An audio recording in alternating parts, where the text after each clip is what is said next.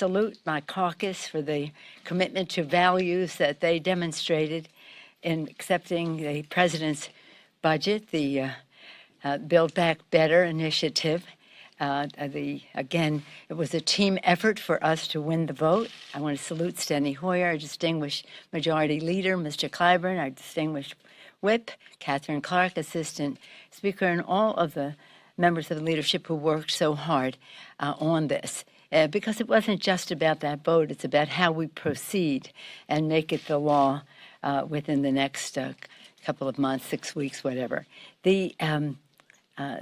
Really, the vision of the president, he had said, I want to do what I can in a bipartisan way on infrastructure, but it is not the totality of my vision.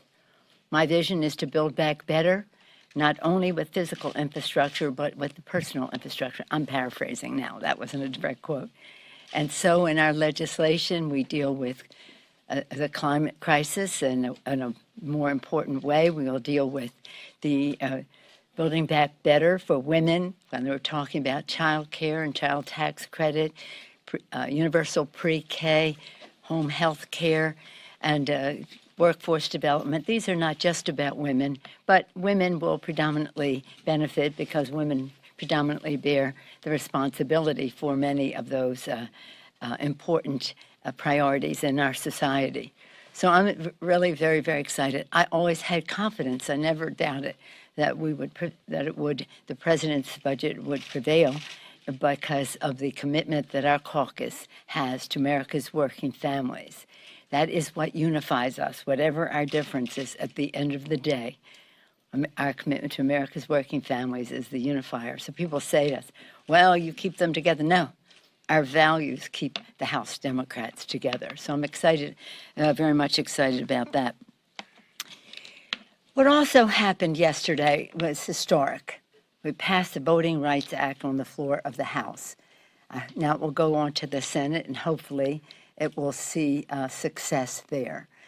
This is called the John Lewis Voter Advancement Act. It is historic in that when we were in the minority, last time I put this in perspective, when we were in the minority in 2006, we wrote the bill, worked in a bipartisan way, the Black Caucus taking the lead to present the Voting Rights Act that passed at that time, signed by President Bush, and became law in 2007. It was almost unanimous.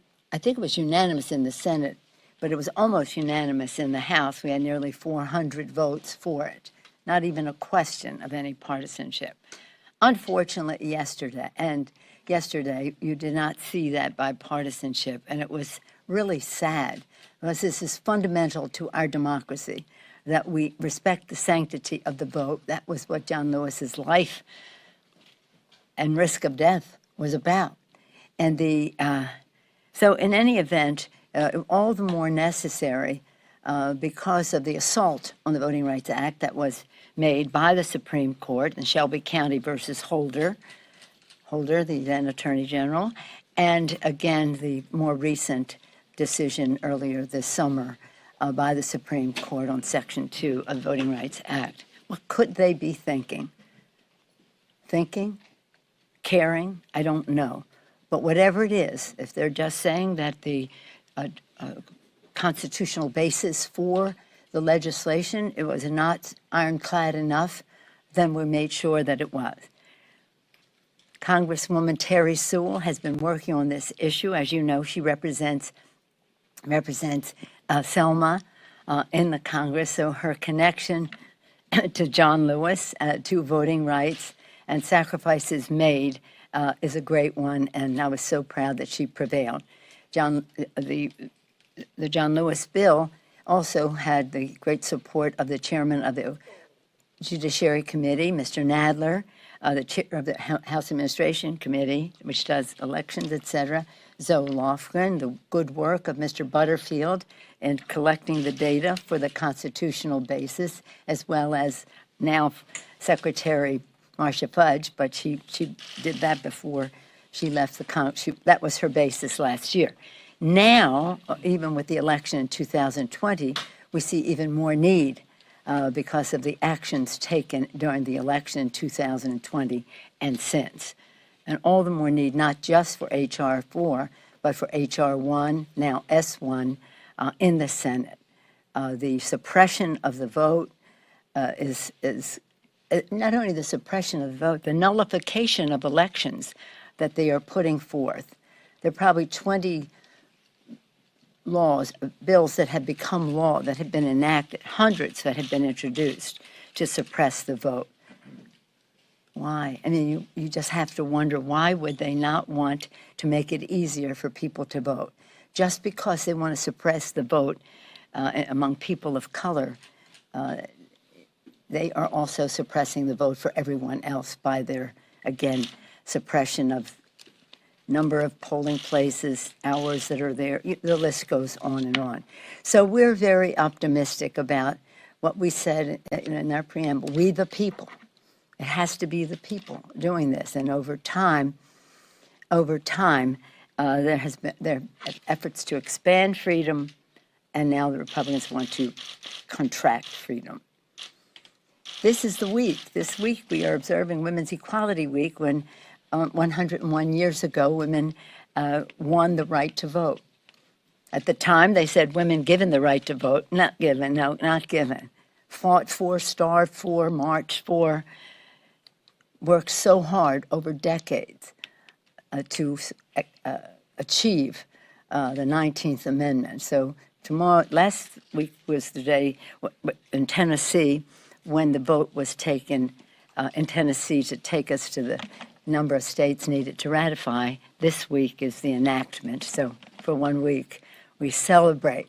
But as we celebrate, we have to protect the vote, not only in terms of ending suppression, but ending nullification. Martin Luther King, Reverend King, he talked about nullification, the I Had a Dream speech. So this is something that has been there in their Jim Crow world that they want to resurrect. So again, I salute Terry Sewell. I salute all who have worked on the legislation. Steve Cohen, whose subcommittee put forth the legislation last week. The list goes on. While we were presenting our press conference on it yesterday, we had the honor of the presence of the legislators from Texas there, who are seeing firsthand the brutal attempts to suppress the vote in their states. We were honored by their presence, inspired by their courage, and determined to get this to become the law of the land.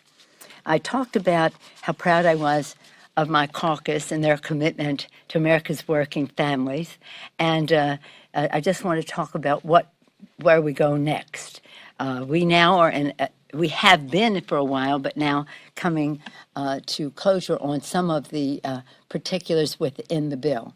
The President and the Senate sent us a legislation about a budget resolution for $3.5 trillion. Within it are some of the things I talked about before that relate to workforce development, building back better with women in the workplace, addressing the climate crisis in a way that was not addressed at all in the infrastructure bill, very minor, just electrification, and just other. Electrification is important, but it is not the totality of what we have to do, and we may want to do more. So we had at our caucus a couple of days ago, what's today? Wednesday, yeah, Monday, the chairman once again presenting what the debate will be in the committees, what the priorities are. Our goal is by September 15th that we will have every committee reporting. Now, what was important about yesterday is we could do all of that. We could mark up bills, but we could not report to the Rules Committee, to the Budget Committee without passing a budget bill. And a budget bill that retains the privilege of 51 votes in the Senate. That's why yesterday was fraught with so much meaning, to protect the privilege of 51 votes, enabling in a timely fashion the committee's report. So the members have now have on the ongoing, but continue to be alerted to make their voices heard in terms of the substance in the bills and the pay-fors, because we want to pay for this bill. I'd like to have it totally paid for. We'll see what is possible. The Ways and Means Committee under Richie Neal has been working with the Senate and others. I won't go into his context, but so members are making their views known on what the pay-fors can be, and that some are new, some are pretty standard fare, but it's a question of how much.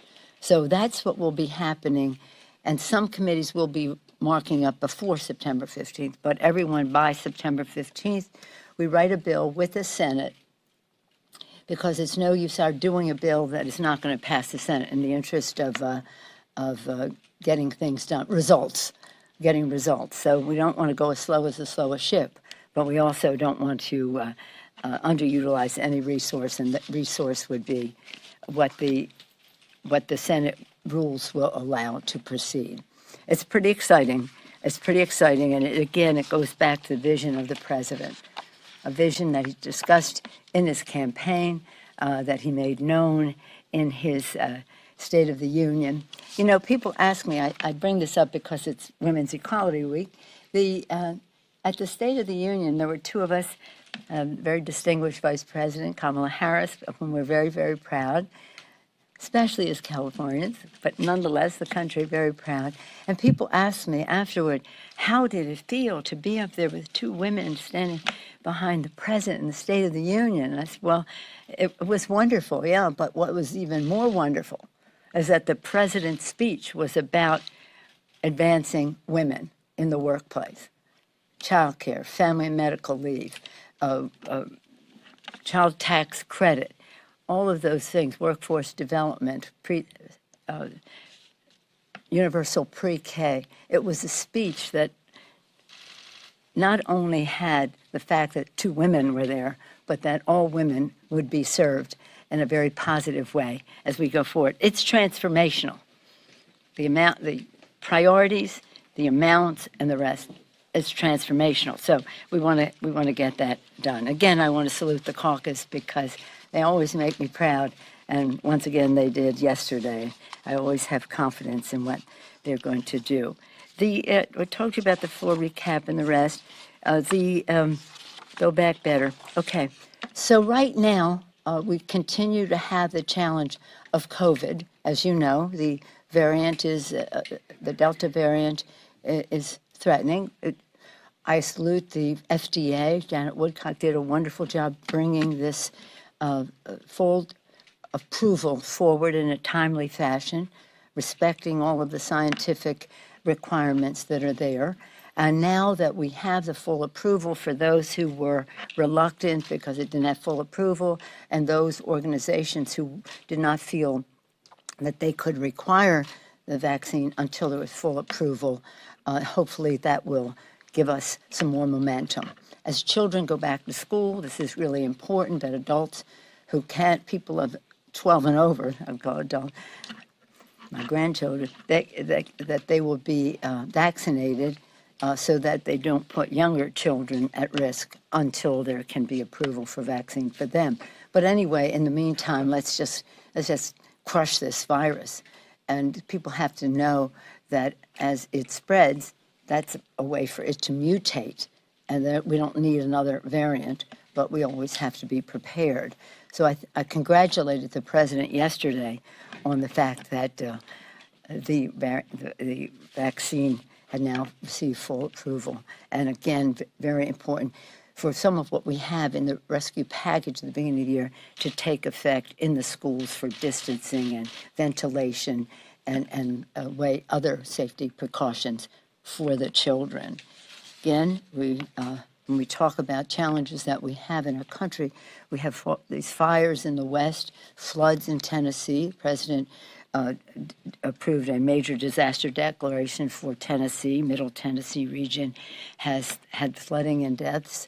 In California, we have the river, in the West, we have the River and Dixie fires, which the president has declared major disaster for as well. And so we have to understand how again, many of us think if we can address the climate crisis, we can deal in a better way to prevent some of this. But in any event, in the immediate here and now, our sympathy goes out to those in Tennessee who've lost their loved ones. It's very sad. 18 people have lost their lives so far, and people, their families, and those who've lost some of their livelihood and homes we sympathize with as similarly. And we're fortunate so far in California in terms of it's not fortunate to lose your home and your job and everything else, but containing any loss of life. It takes me down now to Afghanistan. Hopes and prayers and thoughts are with the people there. We salute our men and women in uniform, our diplomats, our intelligence people who have worked so hard in the Afghanistan arena for a number of years, and especially right now. Again, I salute my members, Jason Crow taking the lead on legislation, allies, and hope that to help those who helped us, and hopefully as many of those people will be evacuated as possible, hopefully all.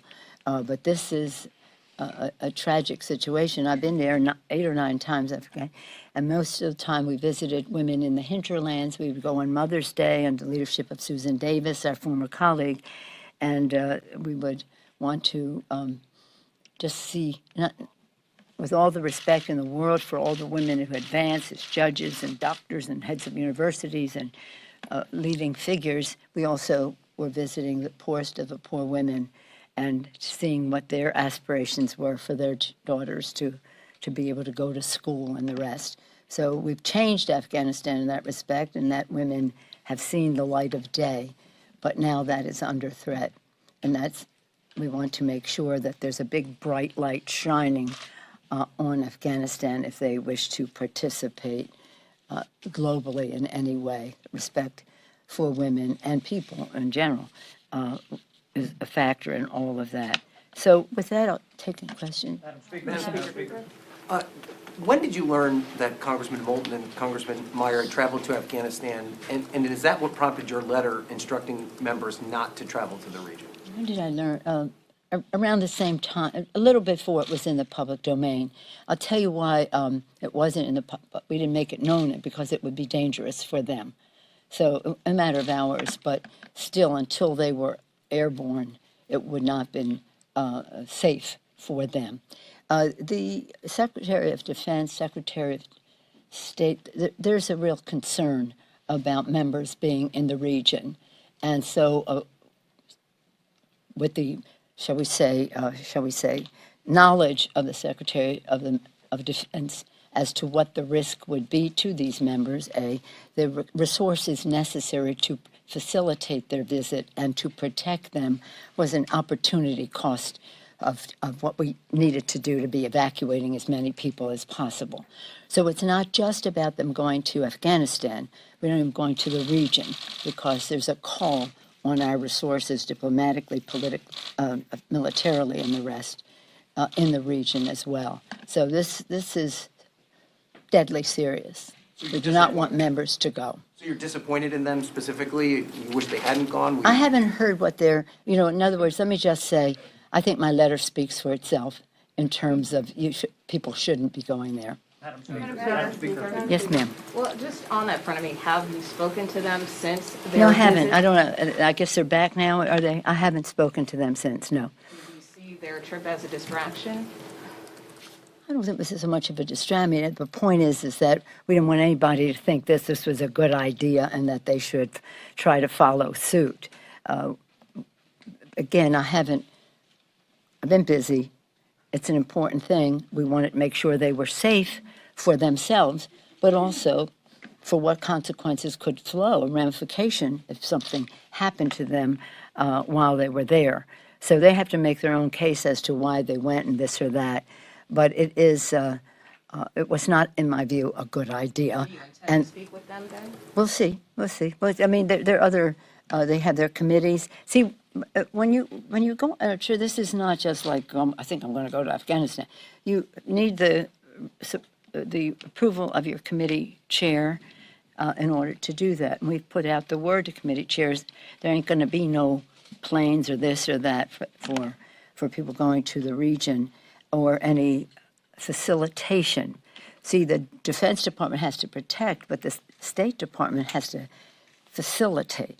Really? We're trying to get people out. So again, without having a fuller knowledge of, I don't think they had any committee approval. I don't know that. I don't know what happened on the Republican side, but my understanding is they didn't have committee approval on the Democratic side. But in any event, interesting. I don't think a major distraction because we put an end to any thought that anybody was going there right away. Yes, sir. Thank you. Yes. Good morning. Thank you. And to that end on Afghanistan, with this Herculean effort to try to withdraw these folks and get people out safely and evacuate them, what does it say about the fact that two members, a Democrat and Republican, and I've talked to a number of officers who are working the phones constantly to get people out, that they feel so desperate that people need to be evacuated, that they need to freelance on their own? Does that speak to this problem about the evacuation? No, I think it speaks to that they want to freelance on their own. I would not make anything bigger of this. We have a big challenge to get people out safely and to get them. I talked to Malala last week. You know Malala. She's the heroine of the world. Personal sacrifice, great leadership. And we talked about women and girls, which is part of what her foundation does.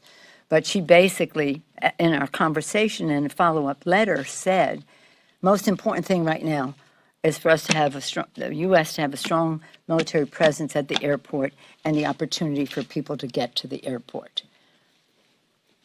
It is not in furtherance of that strength for us to have members going over there. Speaker Pelosi. Yes, sir.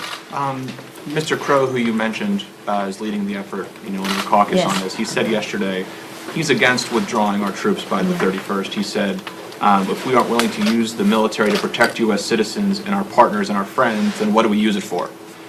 Do you think that this is the wrong decision to stick by this deadline if there are potentially thousands, tens of thousands of Afghans, partners, their families that are left behind? Well, we obviously have made a promise and we want to honor it. And I have the enormous respect for Mr. Crow. He's been a leader, just visionary. He saw what would happen early on and was a leader in passing the legislation in a way to facilitate.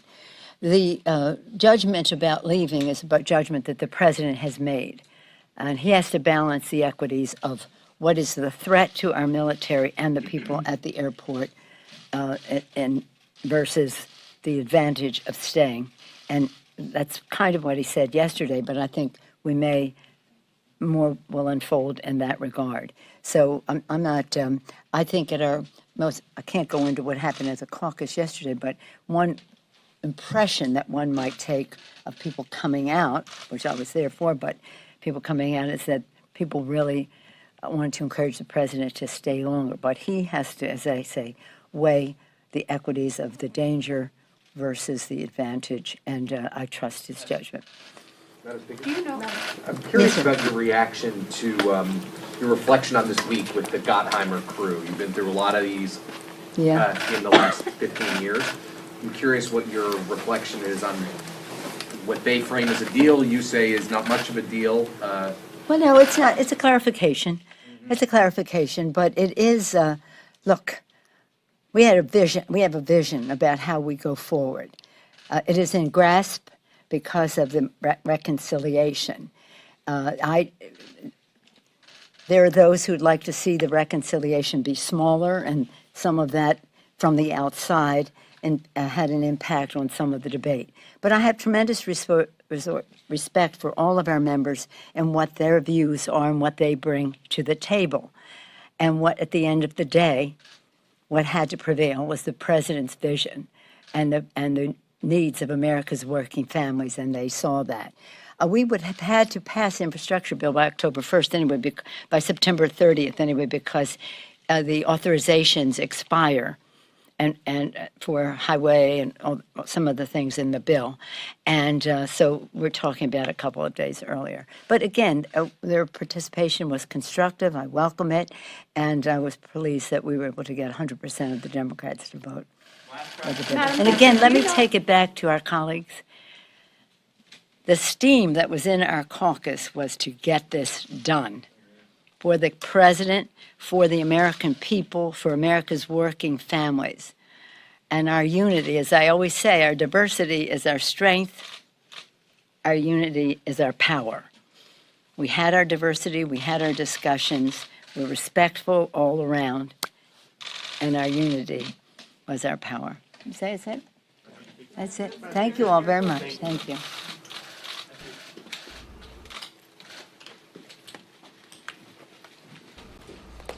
All right.